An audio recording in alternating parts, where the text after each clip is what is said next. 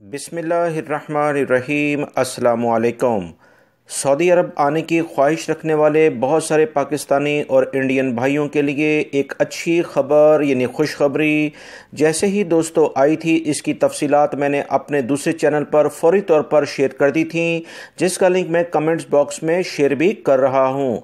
याद रखें, सऊदी अरब आने के लिए परवाज़ों की जो बहाली की शुरुआत के बारे में कुछ खबरें चल रही हैं। दरअसल इस खबर में थोड़ा सा फ़र्क है। ओमान की जानिब से जो ओमान एयरलाइन है उसने सऊदी अरब के लिए जो परवाज़ें चलाई हैं, तो ये ओमानी हुकूमत का ख़ुद अपना फ़ैसला है। सऊदी अरब की हुकूमत ने इस बारे में कोई पाबंदी ओमान के लिए नहीं लगाई थी। ओमान की हुकूमत ने ख़ुद एहतियाती तदाबीर इख्तियार करते हुए ये परवाज़ें रोकी थीं, लिहाजा ये बात क्लियर हो जानी चाहिए।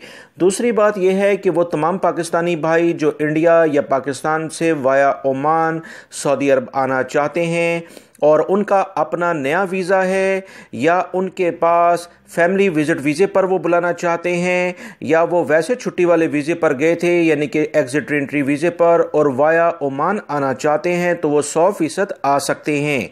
उसकी वजह यह है कि इनके लिए कोई पाबंदी नहीं है और ये जब ओमान आएंगे तो लाजमन इन्हें विज़िट वीज़े पर ओमान के लिए वहाँ स्टे करना पड़ेगा। ये शर्त सऊदी हुकूमत की बिल्कुल बरकरार है कि ओमान में स्टे करने के बाद वो सऊदी अरब में आ सकते हैं। इसके लिए ओमान से इन्हें विज़िट वीज़े पर 14 से 15 दिन के लिए वहाँ स्टे करना होगा और उसके बाद इंशाल्लाह वो सऊदी अरब में किसी भी वीज़े पर आप हों, आपका नया वीज़ा हो, फैमिली विज़िट वीज़े पर आ रही हो या आप छुट्टी वाले वीज़े से रिटर्न होकर सऊदी अरब में आना चाहते हों, तो इंशाल्लाह आप लोगों को कोई मुश्किल नहीं होगी।